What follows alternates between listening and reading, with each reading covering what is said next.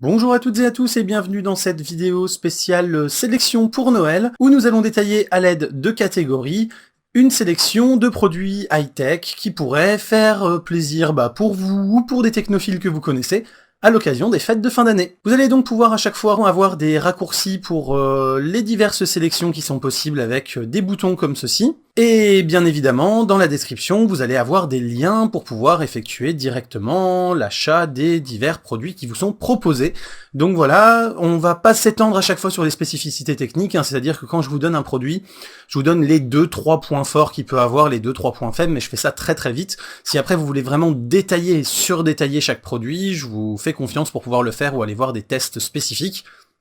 Le but c'est ici d'avoir des vidéos relativement courtes qui vous permettent d'aller à l'essentiel et donc de faire votre sélection pour Noël. Niveau appareil photo, on trouve de tout sur le marché, que ça soit des compacts, des bridges, des réflexes, des compacts à objectifs interchangeables, et surtout on en trouve pour tous les prix puisque ça peut démarrer très bas et ça peut s'envoler à des sommes assez astronomiques. Dans tous les cas ici, on va se contenter d'appareils de très bonne qualité à chaque fois pour leur gamme. Simplement, après, je ne suis pas monté sur le très haut de gamme, je me suis arrêté sur du moyenne gamme en full frame, puisque je considère que déjà, si vous avez besoin de la Select de Noël pour acheter votre full frame, c'est peut-être qu'il y a un souci dans le choix, mais alors, clairement, si vous voulez acheter du plus haut de gamme, voire du moyen format, vous avez clairement pas besoin d'une Select de Noël pour ça, vous êtes normalement à un niveau de photo qui vous permet de choisir vous-même, en toute connaissance de cause, l'appareil que vous allez acheter. Donc on commence avec deux compacts, les Sony HX50 et HX90, qui sont quasiment jumeaux, ils ont le même zoom 30x, le même capteur, ils ont le même processeur, etc. Vous avez le HX90 qui a la particularité d'avoir, en plus par rapport au HX50, un viseur et un écran orientable. Alors, l'écran orientable, c'est super pratique pour par exemple faire des prises de vue au-dessus d'une foule ou au ras du sol ou des choses comme ça permet quand même de décupler pas mal la créativité. Et le viseur, ça permet quand même de pouvoir faire des cadrages de bien meilleure qualité, déjà de par la position de l'appareil, que vous allez coller ici, et que vous allez donc pouvoir bien avoir en main pour être beaucoup plus stable et peaufiner votre cadrage. Pour une deuxième raison aussi, c'est que avec un viseur, vous allez pouvoir voir correctement ce que vous faites, même en plein soleil, alors que quand vous avez un écran, pour peu qu'il manque un peu de luminosité ou qu'il y ait un gros soleil, vous risquez d'avoir du mal à voir ce que vous cadrez et à faire des photos très approximatives. Donc si vous voulez un appareil simplement pour faire des très bonnes photos en termes de compact, vous prenez le 50, et si vous voulez plutôt déjà commencer à travailler un peu le cadrage, à faire des vues un peu créatives, des choses comme ça, vous prenez le 90. Ils ont à peu près tout ce qu'on peut attendre, sinon du GPS, des effets créatifs, etc. Bref, c'est des très bons compacts, la qualité d'image est franchement pas mauvaise. C'est voilà, des très bons appareils en entrée de gamme sur des prix qui restent accessibles. Si vous cherchez un bridge avec une très bonne qualité d'image, un zoom assez étendu, qui filme en 4K, qui fait pas mal de choses vraiment, et qui a une très bonne qualité d'image puisque en plus il a une ouverture constante sur l'ensemble du range à f2.8,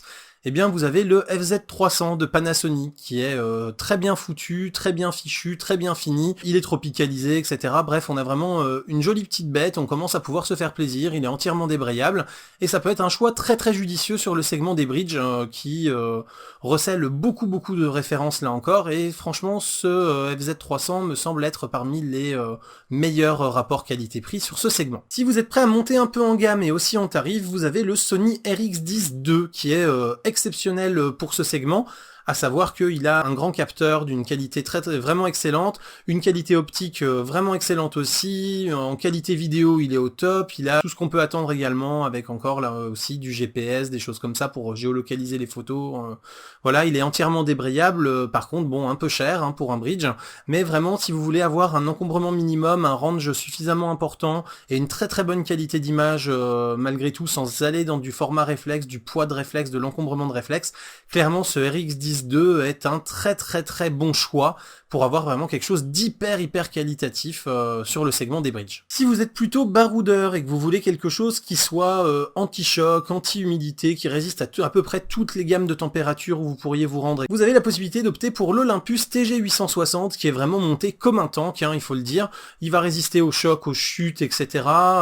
Si vous faites des choses avec lui fixé sur vous, par exemple des sauts ou des choses comme ça, il encaissera sans problème. Il est vraiment dédié plutôt, c'est limite un hybride entre l'appareil photo et la caméra sportive, puisqu'il va vraiment vous permettre de faire des très bonnes vidéos embarquées avec un bouton sur l'avant, ce qui fait que vous pouvez le fixer par exemple sur votre poitrine et le déclencher quand même avec le bouton de poitrine. Vous allez avoir donc une qualité vidéo 1080p, vous allez avoir la possibilité de faire des ralentis plutôt sympas avec du 120 fps sur du 720p.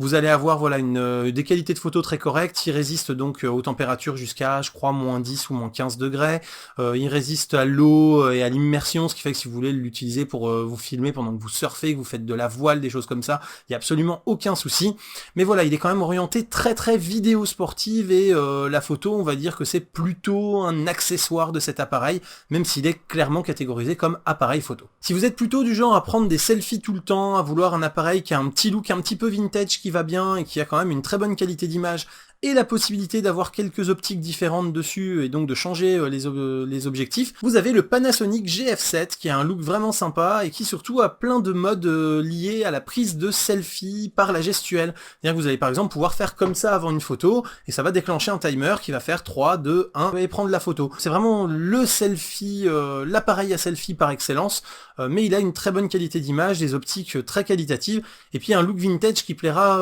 à toutes les personnes qui sont un peu dans l'aspect visuel hipster, etc. Voilà, très looké, très je fais attention à mes accessoires, etc. Bah là clairement ça va aller parfaitement avec votre look et ça peut être aussi très sympa. Sur le format des APS-C, je vous ai réservé 3 grosses références. Donc d'abord chez Canon le 760D, donc qui est un excellent moyenne gamme donc en APS-C qui va vous permettre d'avoir des très bonnes images.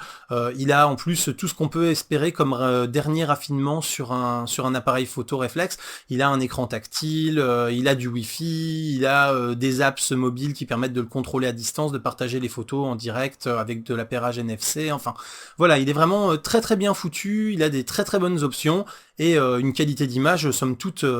très bonne également, et puis bien sûr le parc optique de Canon qui n'a absolument rien à envier ou presque aux concurrents et qui est absolument excellent pour recouvrir tous les usages que vous pourriez avoir, de la macro au super téléobjectif, aux très grandes ouvertures pour du travail en basse lumière. Bref, vous allez avoir à peu près tout ce que vous voulez au niveau du parc optique. En équivalent à peu près, en tout cas sur une même gamme de qualité, on va retrouver le Nikon 7200 qui là encore est lui aussi très bien construit, boîtier tropicalisé, la gamme d'optique là encore recouvre tous les usages que vous pouvez espérer, le boîtier est très bien conçu, là encore on a du Wi-Fi, du contrôle à distance, des choses comme ça, on est vraiment sur des choses très sympas aussi. On reste donc sur de l'APS-C mais sur du bonne gamme d'APS-C également, et voilà, en termes de qualité d'image, en termes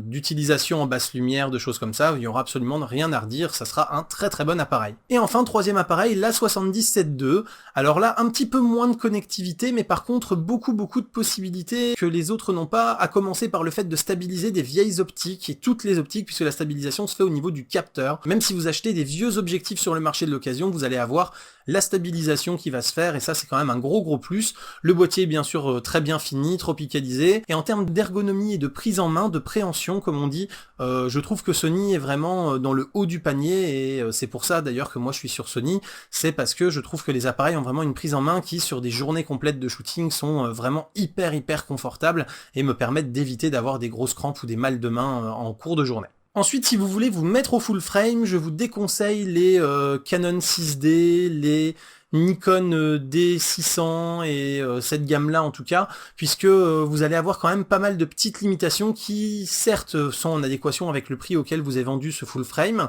mais qui vont quand même risquer de vous frustrer un petit peu parce que vous aurez du full frame, mais vous aurez certaines limitations qui vraiment vont s'avérer bloquantes à certains moments. Donc si vous voulez passer au full frame, clairement chez Canon, passez au 5D3 qui est juste une tuerie aussi bien en termes de qualité d'image, de construction, de fiabilité, etc.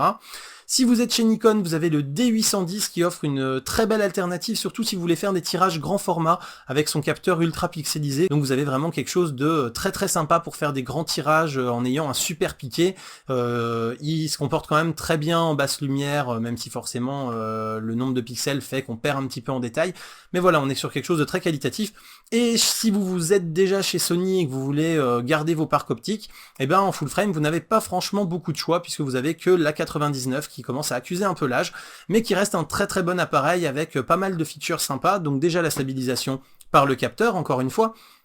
mais également par exemple la possibilité de limiter la distance d'autofocus pour avoir automatiquement un limitateur autofocus en fonction des cas,